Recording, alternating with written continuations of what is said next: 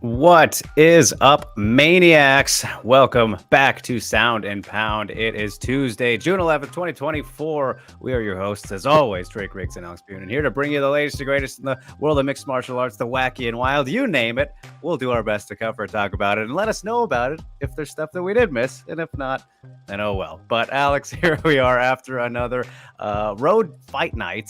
UFC Louisville concludes, Rising 47 concludes as we get ready to go back to everyone's favorite Apex, which we have some things to talk about with that. We'll wait till we get there. But UFC Vegas 93. Is it 93 or 4 this week? I'm getting them all mixed up now. I think it's 93. Okay, yes. Yeah, we'll get into that, of course. But I hope you guys are all doing well. Don't forget to like, share, subscribe, drop your comments throughout the show. We will get to the ones that are not related to things we're talking about at the end, as always, after the movie club and all that good stuff. But Alex, just how are we, man? How was the weekend? Did you enjoy the action and just everything? Yeah, I mean, it was okay. It was okay. All right. It was all right. I watched the entire Rising card, which was cool. So proud of you. Yeah, and then I went to my first pro wrestling show at the Apex, the NXT.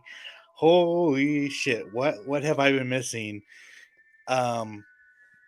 In person, bro. Like I've been watching pro wrestling since I was like 5 years old, but I've never been to a show. And oh man, that was fantastic. Yeah, so I mean that's kind of what I was hinting at there was they did the Apex pretty differently for that. And let's talk about that real quick before we get to our segments, because they better fucking start doing that this week, right? Like you have no excuse not to, man. I mean, they really don't. And why haven't they been doing it for 3 years now? Like what are we doing, dude? Like what?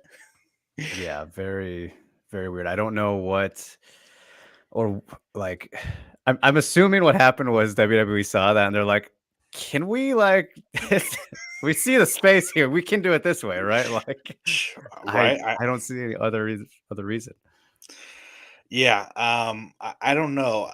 I mean, and really with that setup, they would have to move it back a little bit for the size of the cage, and then they have to like move a little bit of seats around for the commission and like a little bit of like broadcasty stuff, but like all the rest of like where the fans sit and stuff, like they could literally keep that the same. Like I don't know what especially like the stadium seating, like dude, it was legit.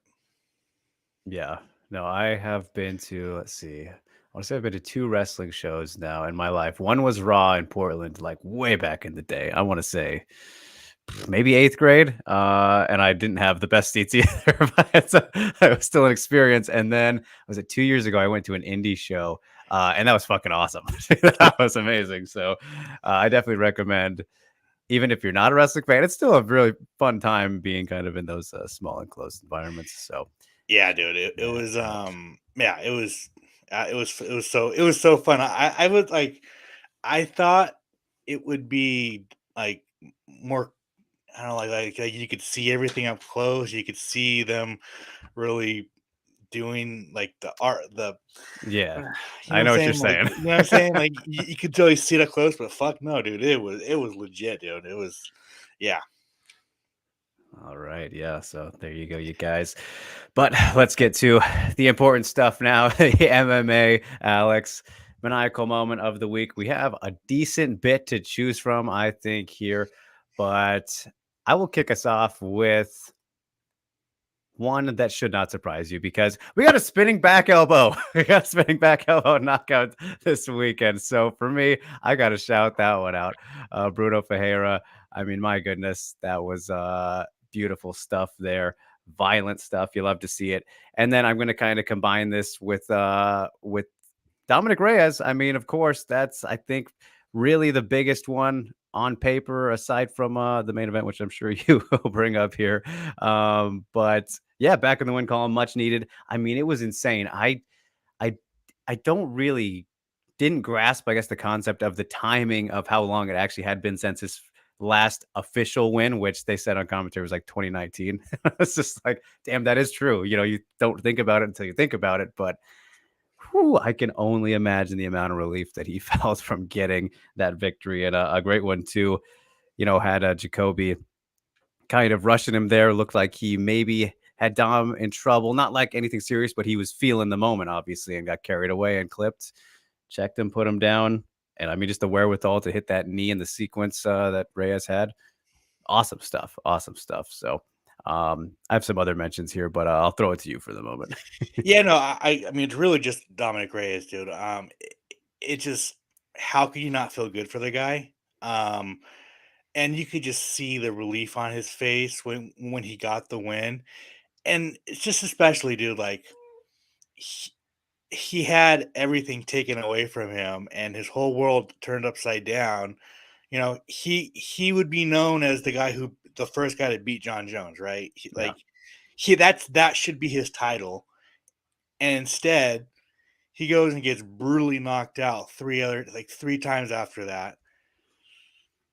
And everybody's like, yeah, like go back to go to PFL, go to LFA, Right. like you fucking suck, just retire, dude. Like you go from being the guy that beat John Jones to, yeah, your career is done. You don't even belong in this promotion anymore, right? So just it just, man, his career has been so crazy, just so crazy a, because of a bad decision, right?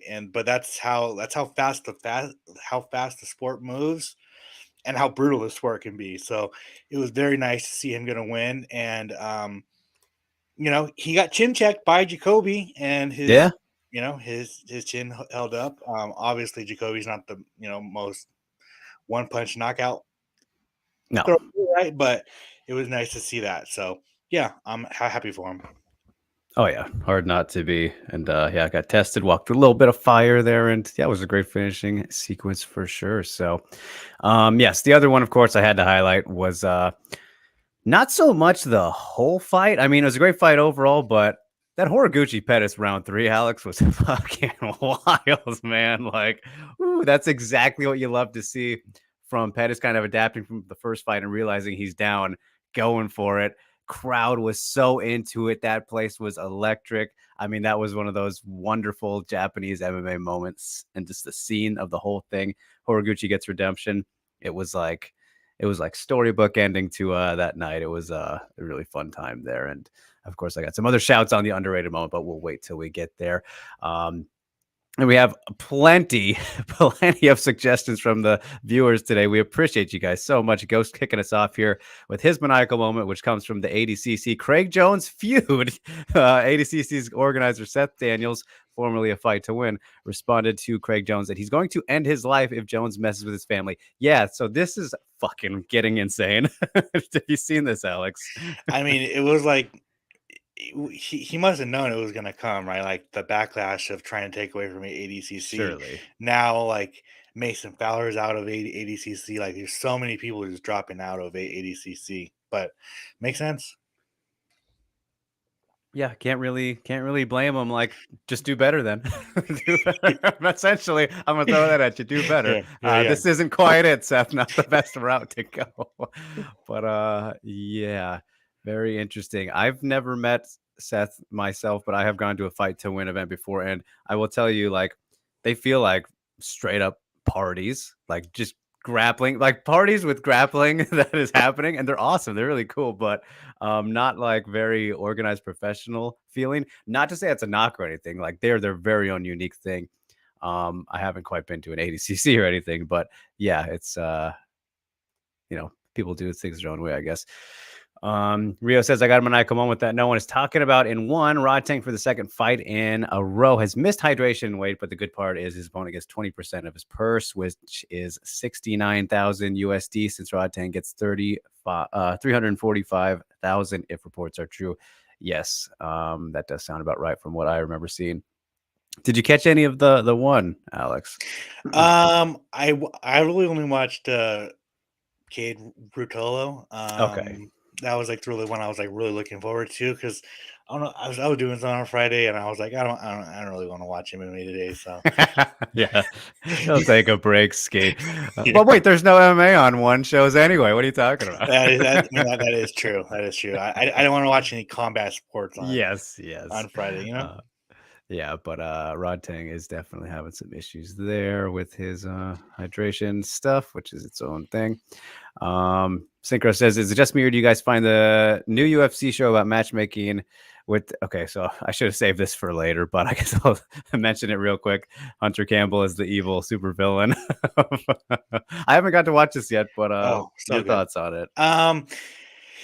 Yeah, I mean, it I really like the behind the scenes, and it's really opening people's eyes about like how much of They a go shit about show, things. yeah, like, and how much of a shit show it is behind the scenes. And I mean, yeah, it's the fight game, bro. Like you got to get what you have to do whatever you can do to get fighters to fight and do it your way. So That is the business side of things, but all right, you guys. Speaking of business, I mean, I didn't mention off the top here that we do have a guest today, so shame on me. Came together a little sporadically, but I mean, it's the best guest we could have asked for. Our first reoccurring guest, dude, Mr. Lance Spaulding. We got to bring him in. Lance, good to see you, man. How are you doing? Happy Hey, it's good to see you Tuesday. guys. Appreciate you guys having me on. I don't know about the best guest you could have, but I'm a guest, so I'll leave it at that. the absolute fucking best. It's the best. It's the best guess. Come on, come on, come on.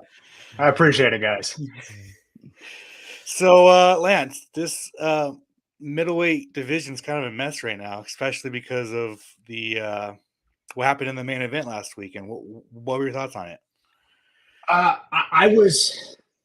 It's hard. I'm conflicted because Jared is a friend. He's a great fighter. He's a great human being, and he was really put in an unfortunate situation where, early stoppage or not, Jared feels that he didn't get a fair crack at it. And if you look at the scorecards, he was up on two judges' cards, right? So going into the fifth, that could have been the deciding round. So that's a really tough pill to swallow. But from the standpoint of where I am, I think it actually clears up a little bit because, in my opinion, Jared was really the only one that had a claim to jump. To be honest, I'm obviously really biased, but he was the only one that had a claim to jump Sean. Right? He's the Sean's last loss other than DDP, and he was really kind of in the waiting game because he had some injuries. But if he would have had an impressive win over Nasruddin, I think he probably could have cemented like, hey, I'm next for DDP if Adesanya can't get it done. So I think it clears up a little bit. I think Nasruddin's obviously very, very talented, but I think most people would say he's probably got another fight before he could make a claim for a title shot.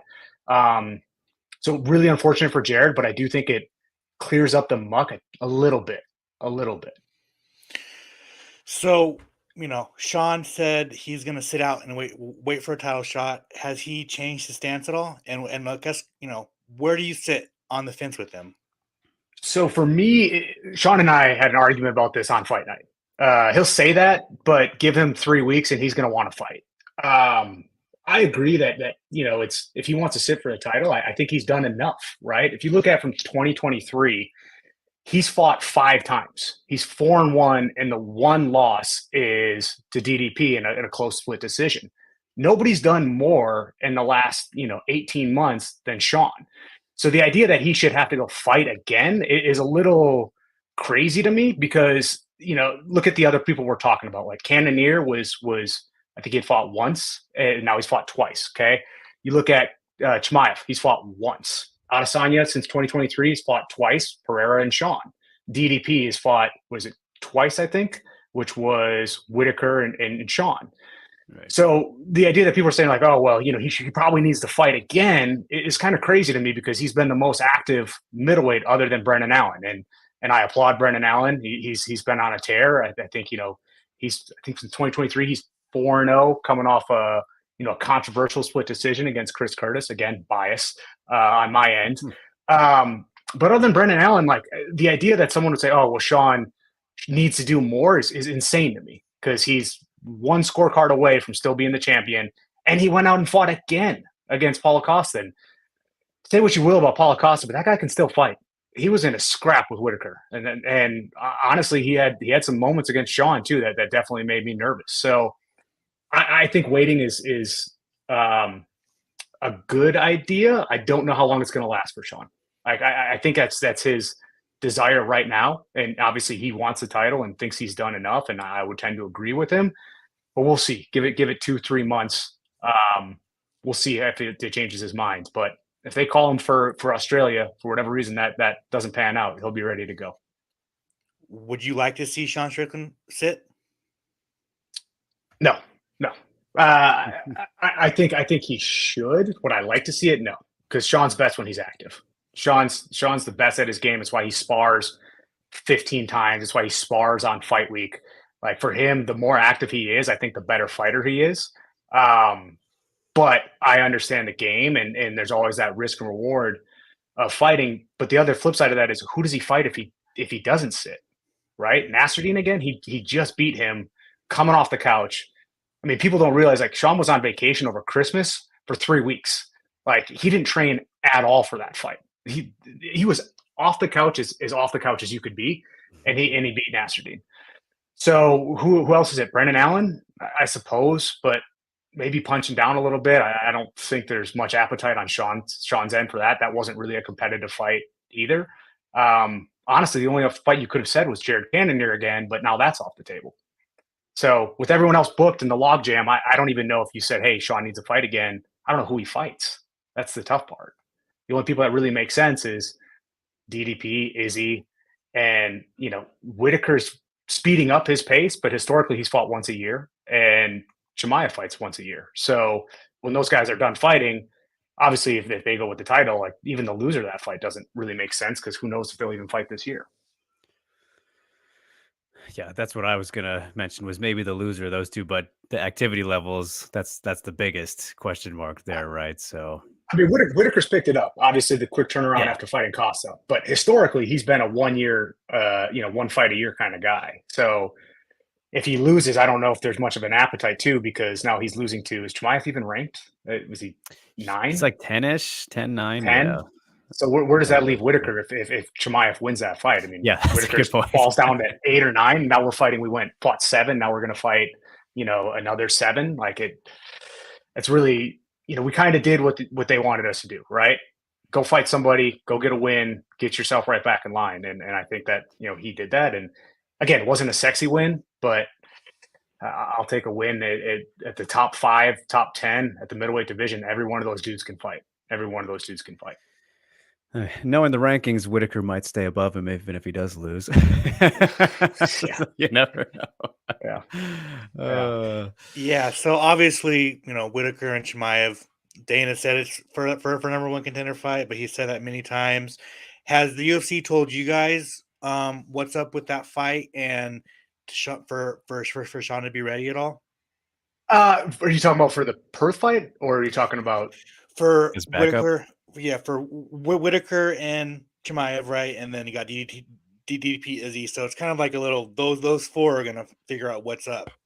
Yeah, they haven't really discussed it with us. I think it was kind of like this middleweight Grand Prix, right? I think everyone kind of identified that in the month of June. It was, all right, we're going to get some stuff sorted in June. I think they're still waiting for that to happen, right? So you see, look what happens with Chimaev and Whitaker. And if Chimaev wins, as much as I would say that Sean has a claim, I think that's the route that they're going to want to go.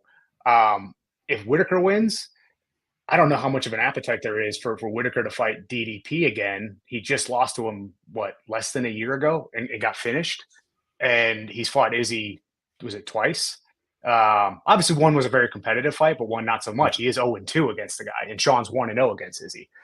So I think that they're really kind of waiting for that to play out before they make any decisions, which way. And again, this is speculation on Izzy and Dreykus for Perth, just based off of what I've heard. I don't know any more than you guys as far as that fight actually coming to fruition. So let me throw a curveball at you here then, because like as Jin pointed out there on the screen, thank you, Jin. Middleweight's just kind of weird with everyone having fought each other and all these. We're doing math here. Is what it feels like. Right? We're trying to solve the equation. But I honestly think, as we've been breaking this down, if Sean was to go up and give light heavyweight a chance, he'd have a better shot there with kind of that landscape too right now, right? Like they're talking about the Yuri rematch and kind of things like that. Funny enough, there was a discussion at one point when we were having trouble getting a fight for Sean. It was when we took the Abus fight. It's just nobody really wanted to fight him for whatever reason. Everything was log jammed up, and we had talked about going to 205. We had talked about, all right, we'll jump up to 205 and we'll fight someone at 205. And there was not an appetite from the UFC to do that. So I don't really think that that's a viable option. And Sean's a middleweight, right? He gets big, but it's not what I would call a great big. It's overwhelming. it's a I like candy big. So he could. Don't get me wrong, he could win fights up there. I've seen him spar 205ers. Like he could win fights up there. I don't know if there's much appetite for him to go up there and kind of mess around with those rankings too, right? Sean goes up there and beats, goes up there and he'd never fight Ankalaev there. I don't think so. There's really good training partners. They would have to be really incentivized for him to fight him. But if he goes up there and beats Ankalaev, well, that just adds more chaos to the 205 and middleweight ranking. So, yeah, absolutely. So I want to ask you, since you took Sean on as a client, his popularity has just fucking exploded, and everywhere he went in New Jersey, he was getting bombarded and cheered and everything. Like, what's it been? And he said on multiple plays, he doesn't like people. He doesn't really like going out and like going out with people, seeing people. So what's it been like with this new Strickland who has all of this fame? I think if you knew Sean a long time ago, you could tell there was potential there for him to be something special, so to be a star in his own weird way with him. It's a little conflicting because you're right. Sean doesn't like big crowds. He doesn't like being around people. It's not his thing. But with that said, I had to drag him away from fans. He'll say and take every photo and sign every autograph. He is incredibly appreciative of his fans. Like he understands without them, he wouldn't have, he said it, but he really means it by his actions. Sit outside of the hotel and he will take a photo with every fan that's waiting for them. He will sign all their autographs until take him away. And I think fans hate that, right? I think they can resonate with that.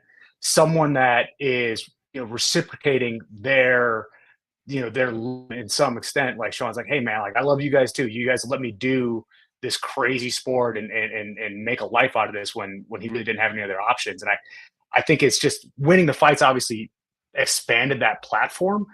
But I think if you go down to the core of why Sean resonates so well for the fans, it's really that realness and that actual like genuine appreciation. So yeah, it's been an interesting, fun ride. Absolutely. Last couple of things, man.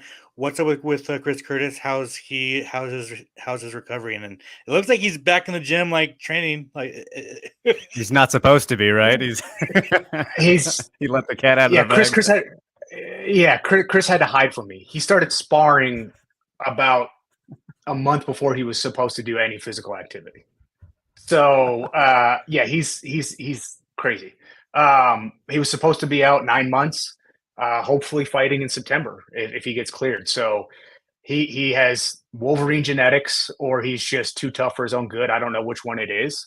But yeah, hopefully get back there in September. And, there's a bunch of fun fights for him. Obviously, he would like to fight up in the rankings, but you kind of had that crack at Brendan Allen. So I understand if maybe they don't. But there's a ton of fun guys coming up too that I think would be good fights for him. Kopylov would be fun. The guy that just won against Stolfus this weekend, Bruno, I think that's a fun fight. Like I think there's a lot of fun fights out there. Obviously, I would love to fight up in the rankings. He went to a split decision with Brendan Allen on 2 weeks' notice. Aside from a hamstring injury, I think he would have cruised to a victory in that fight, and I think arguably he still did win that fight. But I get how it goes too. You fight up, you got to fight down. You fight up, you got to fight down. So we'll see. But hopefully September with his freak genetics, that he can come back from a complete hamstring tear in less than 6 months is insane. It just makes no sense. Yeah, it doesn't. And it's not like something where he said he tore his hamstring. Like, I got the reports. It's a complete hamstring tear. He was supposed to have surgery. He refused to have surgery. He's like, I don't want to be out that long. And so I don't know. He just freak genetics his way back into the gym. Yeah, it makes zero sense. With Contender Series coming up, I know that you guys got some fighters on this season. Who are some people that the fans need to be watching this season? We actually did a dinner, so like they started flying these guys out to start doing the pre-taping. So we had a dinner last night with a couple of our athletes that were in town, and it's crazy the level of talent. Like it's just absolutely insane. So at that dinner was Austin Bashi, 12-0, absolute stud, fought everybody. It's 22 years old. The kid's going to be special. But then also you had Gage Young, another young kid coming up that is just an absolute monster. Wellmaker was at the dinner. Billy Brand, Jack Duffy. So there's a lot of names coming up, but the thing that stands out to me is how young these guys are. The talent just keeps getting younger and younger. And, I think Raul Rosas is a perfect example of that. Like you have a 19-year-old that's won 3 fights in the UFC. It's absolutely insane. And I really think that that's what's going to showcase in this year's contenders is how good these guys are and how young. But yeah, those are a couple that I'm looking forward to.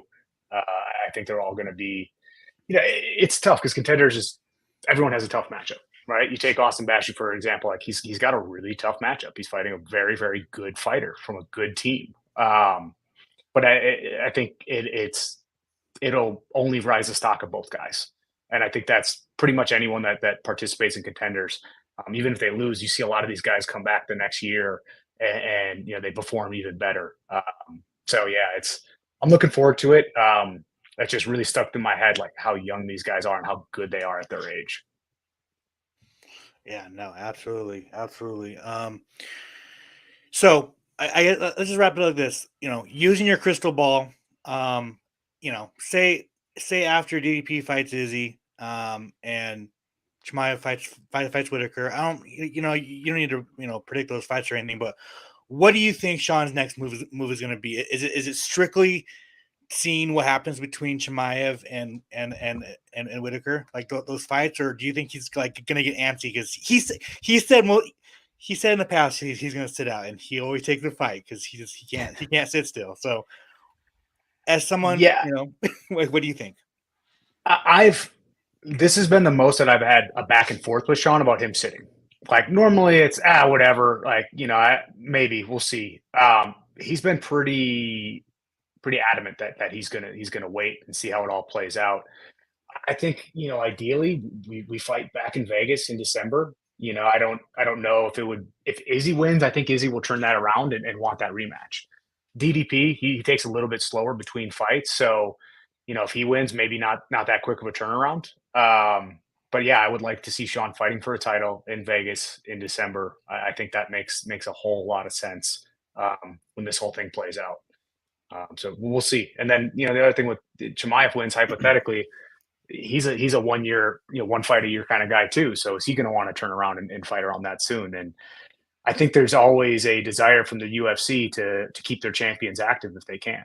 And Sean's an active champ. He fought in September and turned around and fought DDP in January. Like he's as much as problematic he can be at times. Like from a straight fight standpoint, the guy's active. He's there, yeah. He fights. He's there. Like he can be definitely a useful tool. So yeah, crystal ball. I think fight for a title in December. Fight the winner of DDP Izzy. Either one of those fights makes a whole lot of sense to me. Awesome, Jake. You got anything else for our first reoccurring guest? Our first reoccurring guest, yeah. No, I think that about sums it up, man. We just appreciate you giving us the time of day and wishing the best for everything, man. So thanks for coming on. I appreciate you guys, letting me kind of vent a little bit about Gotta Sean let it out. and this stalemate. So thank you guys for the time. I'm honored to be your first reoccurring guest. So thanks, guys. Yeah, of course. All right, Lance. Have a good one, man. All right. You too. All right, you guys. There we have it. Lance Spaulding, manager of Sean Strickland. If you could not gather that, Chris Curtis, all those guys, very important man in the business. All about the activity. That's the big takeaway of that conversation. Yeah, 1,000%, dude. And if Chimaev wins, right, Saudi, he's the only way he'll really fight again is Abu Dhabi, like, right? So say he wins, he'll fight the winner of DDP Izzy in Abu Dhabi. But if he doesn't fight in Abu Dhabi, he's not going to fight again till next year. So it's gonna be interesting.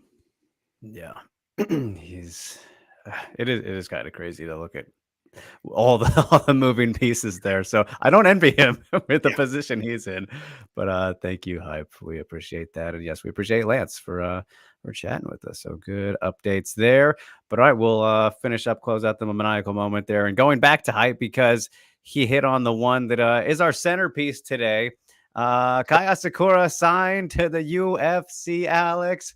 Good fucking lordy. When we both discovered this together, I was like, oh shit.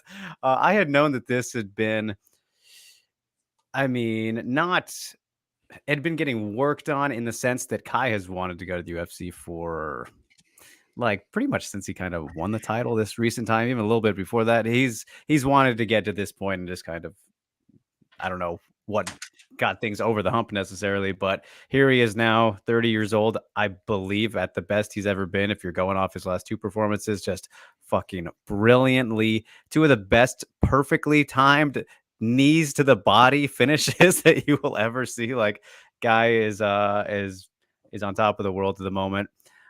This is huge from a divisional standpoint, fighter standpoint, but outside just as big, Alex, because people, myself even still, I'm very entrenched in the Japanese MMA scene, right? I still underestimate the size and reach that not just Japanese social media, but all that stuff has. So this is your star. I saw Aljamain Sterling show his ignorance yesterday, saying that he could be like Tyra. No. He's already far and away bigger. I equate Kai Asakura and Mikuru Asakura to Japan's version of the Paul brothers, except they're actually good fighters. That's the comparison there. That's how big of YouTube stars that they are. Mikuru bigger, so I guess he's like the Logan, which makes sense because he's the worst fighter. But this is huge for the UFC, the bantamweight division, an injection that isn't needed necessarily, Alex, but it's fucking awesome. Like I can't wait, dude. Yeah, no, it's awesome.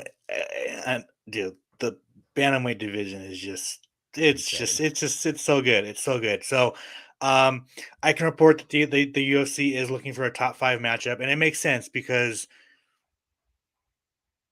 past Ryzen champions, Yuri and Manel came over and got top 5 matchups. Actually, I think Vulcan at the time was probably like a top 10, whatever. It's still a top 10 matchup. And then he got shot Dominic Reyes in a second. So there, the UFC is really high on rising champions when they come over to their promotion. So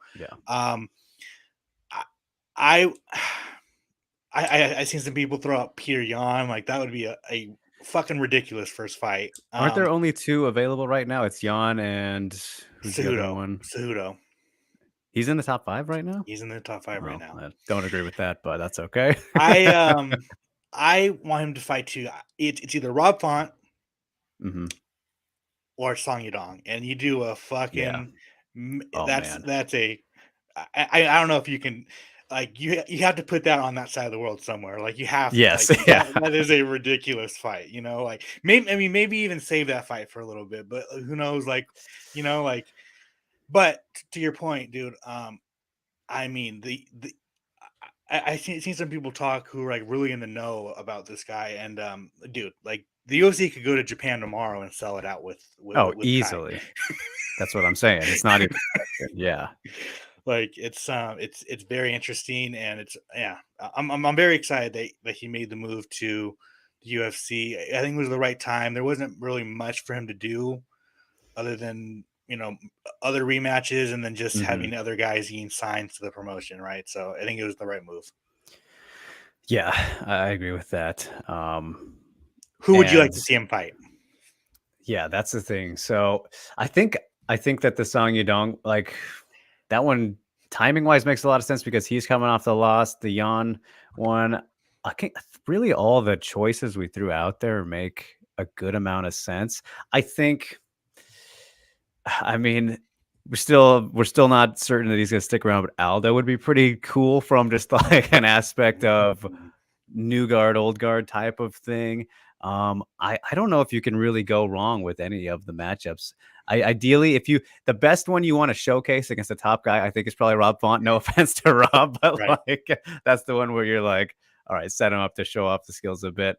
Not that Rob can't have success there, but I think we've kind of seen everything on him. So the UFC were supposed to go to China at the end of August Yes. 31st. And that fell through again. Fell through. They're not going anywhere. But if they would have went to China, then that would have been Song Yadong versus Kai, dude, in the main event. Yeah, that would have been wild. I mean, maybe not though, because that would have been a little bit of maybe an issue depending on how things. True. But yeah, typically Chinese MMA loves that kind of thing. So yeah, so it's it's gonna be interesting where they showcase him at. Do they take him over to Abu Dhabi on the October card? Do they bring him to America? I mean, I'm sure you've seen he's been coming to do training at like the PI and places already. Like he's doing stuff with Marab, and I'm assuming probably Aljamain too. Like he was over at Syndicate. Yeah. So he's got the feet wet and got some connections. I'd be kind of surprised if he fully left Japanese top team, but we'll see about that. So Hype says he's got to see Kai come over so we can get more interviews translated and really connect with him on a different level. Yeah, I know. So here's a little something for you guys. I will tell you, if you remember, if you've been following with Broaden Horizons since the very beginning, episode 1, Kai Asakura was the very first guest I ever had on the show.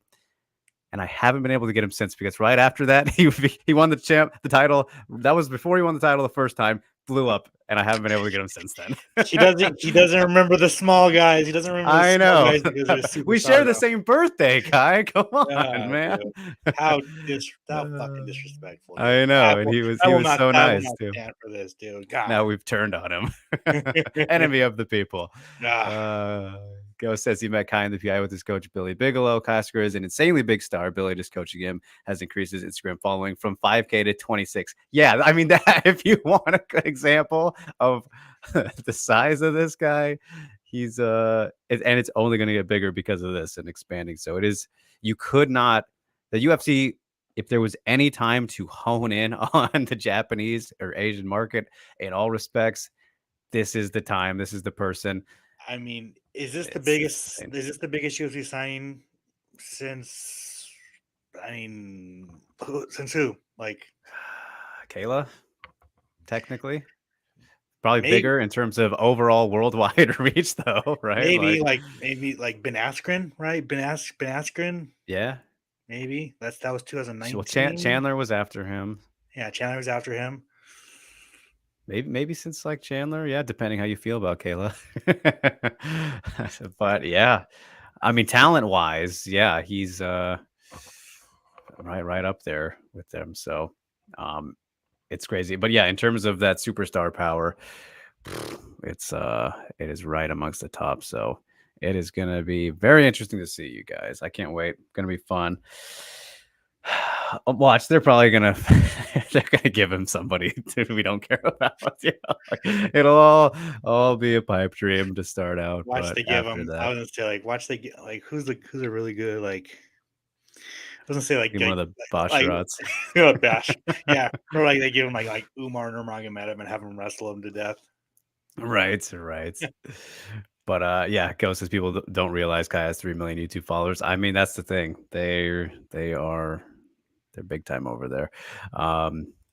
FBH says, is he really fighting at 135? There are rumors he will fight at 125. I doubt it. I mean, not that I don't think he couldn't make 125, but I've seen zero legitimacy to those who heard that from him or anything. He's a very tall, kind of, lanky bantamweight. Again, not that I don't think he couldn't. It'd probably be a decent struggle, but I don't know. I've seen people say that, but I've heard zero legitimacy to that. So that's just what I know.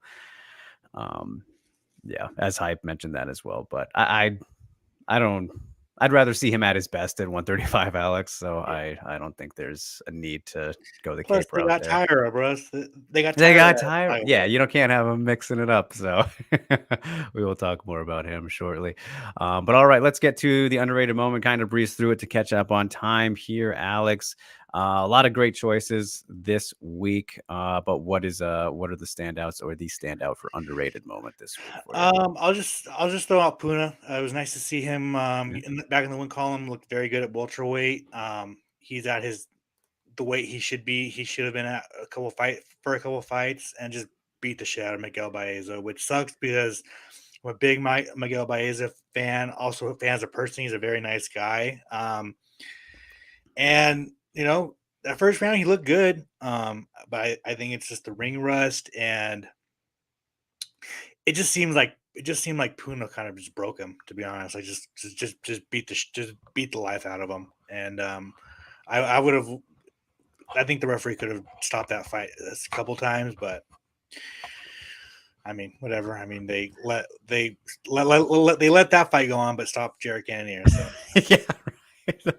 Well, it's funny because I actually put on my list here, not necessarily the fight, but the scoring and how one judge didn't give 10-8s.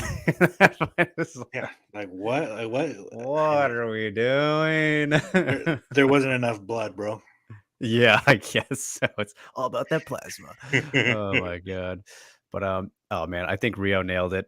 We're gonna get Gutierrez versus Kai. That feels like exactly how it would end up. Don't want to see that. Don't want to see that. Yeah, but for my side of things, over in Ryzen though, I think I want to highlight Show Patrick Usami, who opened up the show, knocking out Kazuki Tokudome. I mean, goddamn, the power of that guy, Alex. Like, he's got cannons for hands. Great prospect right now, and putting away Tokudome, UFC vet, been around the block for a good while, but gets kind of staggered, kind of falls. It was a little bit of an off balance type thing. Gets right up and just cleans him, just cleans his head right off. Show Pat, he's the man. Check that one out if you didn't see it. And then Clever Koike submitted one Archuleta, just blink of an eye, get him to the ground, try to escape. Nope. Nasty horrible heel game hook. plan. Just negative IQ. That game plan. was a rough one. You can't play around there, Juan. He fucked around and he found out. So, definition of it there. Hype saying, Manny Pacquiao versus Chihiro Suzuki as well. I don't mean to be completely tailrized. All good, man. I am here for it. But yeah, that is you didn't really tell me how you felt about this. I think it's fucking retarded. I'm not no. I mean, the thing is, like, their willingness to gamble with their superstars is quite admirable. I mean, it's like Manny should win this. I mean, right. 1000%. So why do that against Suzuki? He's like, dude, he's having his last. I mean, he's year, gonna be the next Kai to jump over. Like, 1000%. I would have liked him coming over to the UFC before Kai, to be honest with you. Like, yeah. But have him at featherweight. That would have been perfect. But I mean, the thing when I look at the difference or comparisons between Floyd and his fights that he had is he wasn't going against someone with the power of Suzuki. Like, I think that will be it. He just has a better puncher's chance because of he's a fucking explosive dude, but it's still we've seen the song and dance, right? Yeah, well, I mean, we've seen this, bro. He's not gonna. I mean, if he knocks out Pacquiao, that would be insane, shocking. But I mean, yeah. Yes. So it is. It's fun. All right. Yes, good job there, Rain. I see you. All right, so let's move on from the underrated moment of the week now to the Mania Mainline. What we got coming up this week, which is not a whole lot, Alex. We have UFC Vegas 93. Is there anything you like? This literally might be. I think I've said this like Vegas 91, but literally this might be the worst card on paper. It is a tough one. I mean, tough time. Holy shit almighty. There's honestly only one fight on this card, aside from the main event, because we don't count the main event in the segment. There's only one that I have interest in, and it's because of one fighter. Well, actually, I guess two, but anyway, it's not a lot. Yeah, I mean, man, this is just fucking bad. Tagir versus Josh Van. I mean, that's it's a so Tagir was supposed to be in the main event. He turned it down, so he got Josh Van instead. And Josh Van's very good, dude. He's like the future of the division. But Tagir is very, very good, and Josh is weak point is his grappling. So, man, it's a tough fight for Josh, but I mean, he's been proving people wrong. As much as I would love to see Josh go, I think this is where he gets his first UFC loss. Hits a wall, which Yeah. just kind of one of those stylistic matchups in the test. I mean, it'll be a good test for him, good learning lesson, all that. If he does lose, but you never know. We will see. Yeah, then I mean, honestly, like the only one I put on here was Ikram Aliskerov in the co-main, and that's just because of him, you know. Quash match. Yeah, you know, I want to see him murder somebody. But other than that, this card does not really do it for me. I'm interested in somebody I'll talk about in the next segment, but that's about it. I do like the Tagir and fight too. That's probably the right answer. Maybe we'll get something crazy out of Johns versus Andrade for a brief moment, but I'm not gonna hold my breath. But as for the main event, though, Alex, that is a good fight. You know, we got to give love to the main event itself. Alex Perez, Flyweights in the main event around. again. Flyweight main events, they are here to stay. Tetsuro Taira, his easily biggest test yet so far. Man, I know I say this a little bit, and I'm going to try to phrase it differently than I normally do, but, you know, we know what the strengths are. We know what the strengths are in this fight. Grappling for Taira. He's got that great submission ability. Alex Perez, far superior striker. And The wrestling. experience, good wrestling as well, obviously, defensively. So stylistically, I think this is a pretty tough one for Taira. You know, I think he's got his work cut out.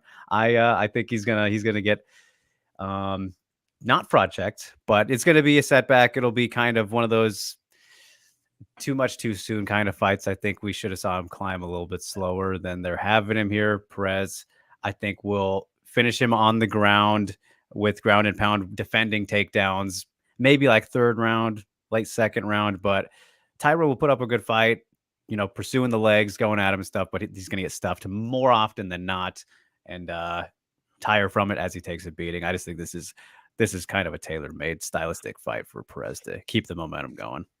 Yeah, no, I'm with you 1000%. It's just like you go from not even a fight on the main card, and I mean, and the people he was fighting are bottom of the barrel flyweights, to Alex Perez, who is like, he's good, dude. He's good. He's, you know, people make fun of him, his pullout game, and you know, like you know, all of that shit. But he's very good. He's an elite flyweight, and unless Tyra catches him in a guillotine choke the first 3 minutes, I think Alex Perez is gonna beat this guy down. He's gonna beat Tyra down. And people are gonna say Tyra's a fraud. It's already coming. Like there's already tweets in the drafts. They're scheduled. Yeah, they're scheduled. It's coming out. But yeah, I guess Alex Perez is gonna beat him. I mean, it's a real high pressure, tough spot, unfair spot kind of for him to be in, you know, as a potential loser. You know, UFC setting him up for massive things if he pulls it off, but a great, you know, slide temporarily if he does, because I still think he does it. He beats Alex Perez, he's top 5. Yeah, instantly, without a doubt. Maybe a win away from a title shot at most, like for sure. So it'll be interesting. I mean, you know, it only takes one bad position, one mistake to fall into a submission, but I struggle to see. And as Jimmy says, I said this before, but Perez looked good against Mokaev, undeniably, arguably won, I thought. So this should be difficult for Taira. Yes. And Mokaev and Taira's grappling are very different. Very, very, very different. Very different. Yeah. Ghost says Tagir versus Van is the only fight I'm looking forward to since Josh rips to the body, which is hard for wrestlers to deal with. Tagir actually has a crafty bottom game as seen in the Grundy fight. Yeah, no, like is that would fall under low key banger? How would we classify that one, Alex? Because I mean, it's our most one of the fights we're most I wouldn't, but Tagir Ulanbekov is a banger, but the fight itself. I mean, I think the low-key banger is Josh Quinlan versus Adrian Fugit. I think that's going to be a finish. Also, Jekka versus Weston Wilson. I mean, I'm not gonna say it, but just it's gonna finish. All right, there we have it. So we are both on the Perez train for that one. Intrigued to see how it plays out, but until we get back into the apex, we're gonna take a trip to Spotlightville, Alex. Look at some of those prospects, give some love to the up and comers. Who is getting the Alex seal of approval this week? Yeah, so my guy Paris Moran, I said last week if he gets a finish, he will get a call to the Contender Series, and he hasn't got a call yet. But he did get a finish, and he should be a lock for this season. It was a much needed finish, and he looked good this week. I'm gonna do So I'm going to Fury FC 92. They're doing another event back to back weekends, and I'm gonna do my guy Abdul Kamara. He's from the MMA Lab. He's part of those MMA Lab bantamweights that are just taking over, and he's good, man. He's good. Again, like last week, if he goes out there, he's been finishing people. He goes out there, goes out there and finishes Eric Shelton, he should get the call, and we'll see him compete on the Contender Series. And yeah, that's about. I mean, there's like other prospects on here that, like Shimon. You got Shamil. Yeah, it's good. All right, Shimmy good King. stuff. Yeah. Good. And yep, as for my side of things, you guys, we actually do have some decent options because Synchro reminded me it is PFL fight weekend. Actually slipped my mind because of the terrible matchmaking that they've done. Sumiko's back. Sumiko Inaba is back, baby. Finally, don't know what happened with that last fight. I think it was the opponent from what I remember. But yes, looking forward to seeing Sumiko. But Dakota Ditcheva by default, still prospect territory. She gets a shout there. And another minus 1,300 Yep, that is good fun. I am looking forward to Liz versus Kana just because of the personal connection there. I don't want to see either lose. I think you're literally the only person on planet Earth looking forward to that fight. Literally the only soul on this fucking planet looking forward to that fight. Not even their families, Alex? I don't think so, no. They're like, yeah, talk to us next fight. Okay, yeah. That's me pulling back to the main line there. But I got to give love, though, to Josephine Knutson, who is competing as well in Spotlightville here. Taking on Julia Pilastri here. Undefeated Josephine Knutson. Went through road to UFC, didn't get the contract through that. I mean, it was only a one-off fight anyway, and then got on a Contender Series, got in. Had the debut against Marnik Mann in UFC Noche. And Alex and I were there for that one. Josephine Knutson, very good overall, well-rounded fighter. Her problem so far has just been lack of finishing ability. Just one finish in her 7-fight career, undefeated, but can kind of do it all. She's solid on the ground, solid on the feet. Reminds me a little bit of Jasmine Yazadevicius, however you want to say her name, a little bit in the regard of, she mixes it up nicely, but I think just a little bit maybe smarter with her fight IQ at this stage. We'll see what Josephine can do in this one, but have enjoyed her run so far. But all right. Yes. So Synchro, we'll actually save that question for later, but thank you for the reminder as we depart Spotlightville. And actually made pretty good timing here, Alex, to get towards the end of the show, which, I mean, shouldn't surprise me with what we're working with. So that's just the state of affairs, right? But all right. With that in mind, you guys, let's cross on over to the Dralex Movie Club with no spoilers today, as we just saw the newly released The Watchers, the debut of was it Imran? Let me see her name real quick. I got it here. Ishana Shyamalan, daughter of M. Night Shyamalan, cooking up this one for us here. And Alex, I'm going to tell you, this is going to be very difficult to talk about without spoilers. Very, very difficult. But I know that you probably don't have a whole lot to say anyways, if you hinted last night on Twitter. So I'll let you start a little bit, your general thoughts. Yeah. I mean, this was a Shyamalan movie through and throughout.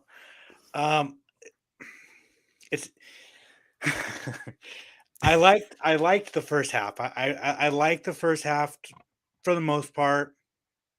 Um, it was creepy. It was like a slow burn thriller in a sense. Hmm. Um, it just like wasn't. I don't think it was like creepy enough that they were trying to sell the movie as like a creepy thriller. It just wasn't, and I didn't really care that much. But the first half was good. I really enjoyed the first half for the most part. It was when they got to the second half where they kind of figured out what everything was Hmm. that it just completely fell off. It was so it just kind of fell off the cliff for me, and they trying to just make these storylines make sense and the twist ending, which was cool, but just kind of found like force fed. Yeah. I mean, yeah, I was very suspicious of the ending. Like, I didn't quite nail it, but you knew something was Yeah. going. Um, I laughed at the literal very end, though. Like the very, very end, I fucking audibly laughed as the only person in the theater. I was Yeah. cracking up. I thought that was hysterical. Yeah. But this movie felt a whole lot like because I mean it's they're both. I try to say I'm not gonna say that because that's spoilers actually, but that other Forest movie from a couple years ago. You remember? I asked you about it on Twitter if you had seen it. There's one that's I can't remember the name of it at all, but there was a big forest monster kind of guy that they thought it was a god and stuff. Not that that's what this one's about, but it reminded me of that one. If you guys can remember the name of that one, let me know. But it'll come to me eventually. Anyway, Ireland is gorgeous, though. I loved the scenery and kind of the actual environment of the movie in that regard. Alex, that was maybe the strongest point. I thought. I Did did. you remember? No, no, no. I just have to think like the acting was fucking dog shit. I was The gonna only say that was what I was gonna say next. yeah, Dakota Fanning was not great at all. it's like, and she was the good one out of all of them. Like literally, I like what like these. Did you pick these actors off of in 7-Eleven next door? Like where do they come from? I know the black chick was from 13 Reasons Why. She's the worst person from that show. So like Yeah, Georgina was in Barbarian too. She was a star in that. man, it was just yeah, the acting was so bad. The script was really bad. Like that was like a very low point. Like even the first half of the movie, which I really enjoyed, the acting in the script was just so bad. Yeah. The Yeah, bird, like the bird was out acting these people. dude, they took so long to let Darwin fly. They took so long to let Darwin fly. Yeah, I love that you said that. But yeah, like Dakota Fanning, she didn't do too great, and I mean the character of Mina wasn't that interesting either. Kind of some forcefulness to trying to make you care about her. I felt that way. Um, in terms of like some positives, because I'm gonna say I think this is like a flat out 5, mainly because it does it keeps you wondering like the whole time, and I think that this is yeah, it was a very ambitious idea for a movie to start out with for your first movie. So I yeah. And got to like give credit for to be trying, but yeah, 1000%, 1000%. Like it was like you like wanted to hit a home run for your for, like it was a very high concept idea. And I do like the lore of the movie without like giving yeah, it like I like that like that to me is fascinating. But it just the construction of it was just yeah. yeah, there were a lot of lost elements if you watched that show back in the Yeah, day, Alex. for There was sure. some of that there. And yeah, there was a very clear message in the movie too, but there was a weird way to kind of get to it, It was kind of utilizing again the whole concept here, but yeah, it was a swing and a miss, but again I applaud the swing because I I wouldn't have started with this. This is kind of idea is kind of the thing there, but I'm sure she felt some pressure from who her dad was, all that stuff. I'm sure he had some help on it and all that. But I mean, maybe she should have not taken any fucking advice from her dad. or not at all. Yeah. You know? Yeah. Right. You know, like, hey, Dad, sit this one out, dude. Sit Like, this one out, bud. hey, pal, take a lap. Yeah. Like, bro, like, let me try and do this. Like, you know, like, come on. Maybe, but yeah, that was it was. I don't know. I still don't want to say it was disappointing because again, I enjoyed kind of like I said, the best part of it was how it kept you wondering kind of what was going on and all that. So I I always feel enjoy a like movie that can do that. this is a streaming movie. 1000%. Oh yeah. Do not spend money on this movie. No. And yeah, I mean, the Shyamalans are just, yeah, bro. Maybe it's time to like write some books or something. You know, like Change it up. change it up a little bit because man, they're just striking out, dude. Striking out. Yeah, I don't even remember the last M Night one. Was it Old? Which I know that wasn't good. I didn't even bother seeing it. That was garbage. The concept for that sounded amazing. I remember, but like all of the concept for all his movies sound. That's true. That's true. Yeah, that's a great point. Actually, he's a great idea creator. and you liked The Village? I mean, I know that. I thought it was fine. I remember growing up, dude, and a lot of people like around me loved that movie and said it was crazy and all that stuff. And I didn't see it until 2020, and with my terrible devil X, and I thought it was. I didn't see it coming. You know, I loved the ending of that. The twist of that was insane to me. It had a good twist. It had a good twist ending, but everything else. You know, yeah, that's kind of the saving grace of Shyamalan, that you know, movie. Shyamalan. Yes, 100%. Yeah, but my wife loves Lady in the Water. I think that movie's dog shit. Yeah, I'm like Unbreakable, Sixth Sense, Signs, yep, and Split. Those are the 4 Shyamalan movies that I can watch.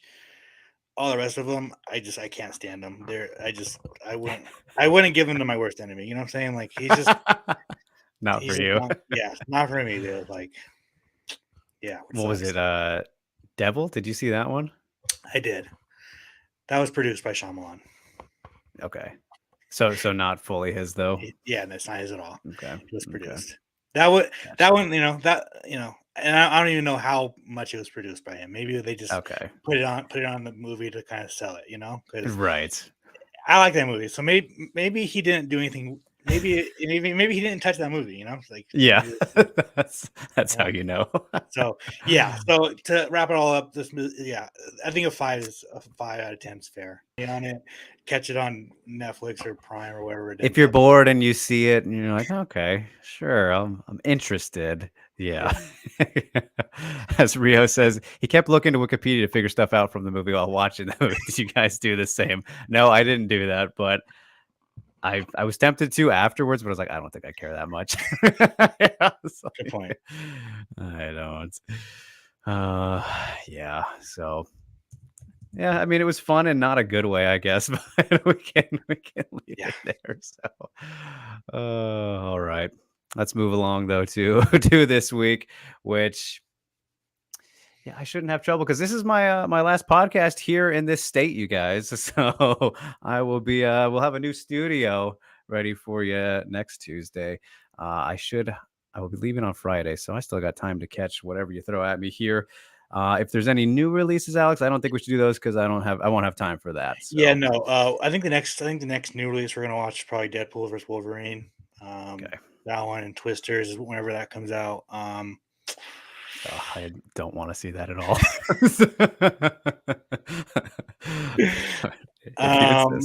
Yeah, dude. The first Twisters is an iconic movie, dude. You gotta see the follow up for it. You know. I think I don't want to see that because now I'll have to worry about tornadoes in my life. I mean, it's gonna nightmares. I mean, it's gonna. Yeah, I mean, it'll educate you about tornadoes. You know. Okay. Yeah, that's perfect. So I'm gonna give you. Have you seen the movie Mid-90s? Haven't heard of that one. Jonah Hill's And- first directorial debut. Really? Yes. Okay. It's got to be kind of newer then, right? 2021 maybe. Mid-90s. Okay. No, I didn't even know about this. Cool. All right. Well, I'm fascinated then. Don't say anything. Oh, 2018. Damn, that was before the pandemic. Man, my years have just Ever since then, it's all a blur. ever since fucking 2020, dude. Man. Oh. You're telling me. But all right. Looking forward to that one. So, all right, let's go down my list here now. This is going to be a probably swing and a miss because I miss. That means you probably saw it already. But from 2022, Triangle of Sadness. Yes. Okay. Okay. I like How'd that you one. feel about that one? I liked it. Yeah. Yeah.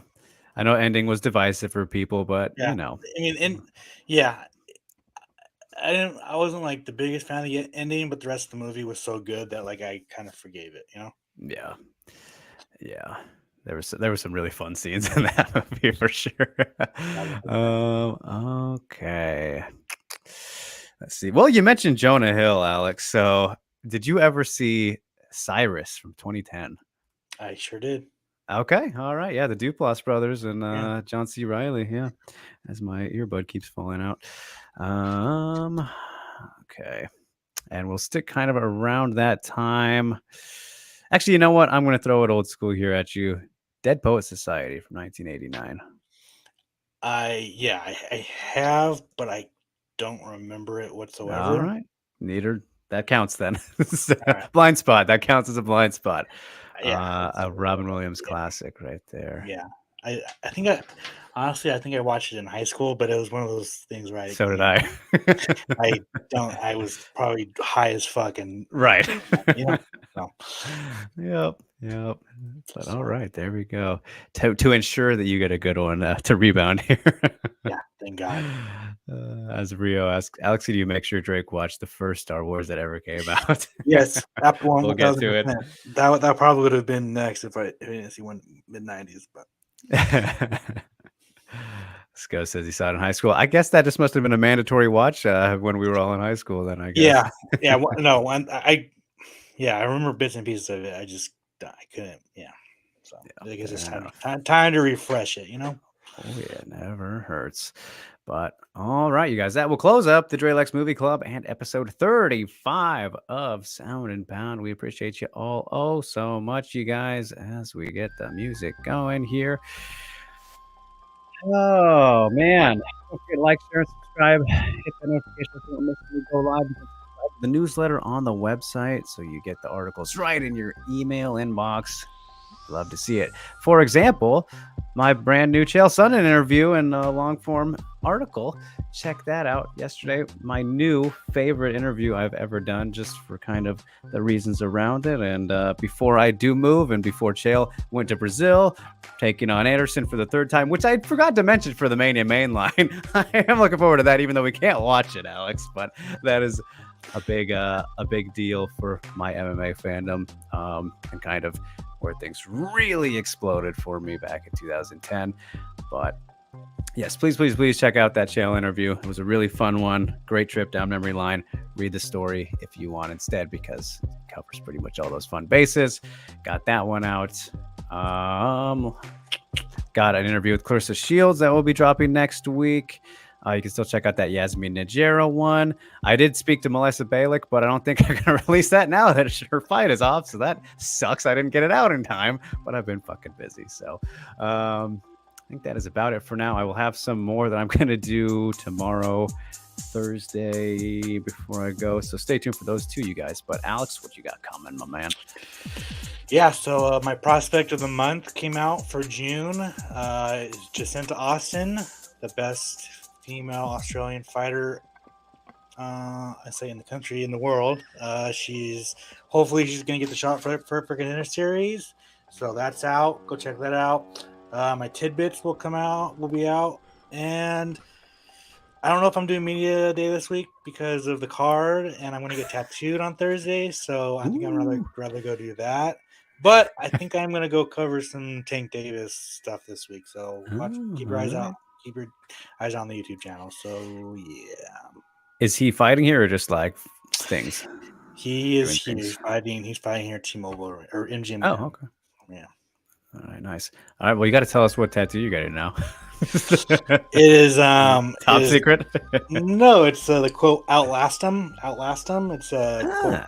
quote from my late sponsor Tommy Murphy, and I'm gonna kind of do some little Easter eggs all throughout it. So I'm going on my forearm, so I'm going below my Ooh. shoulders for the first time. So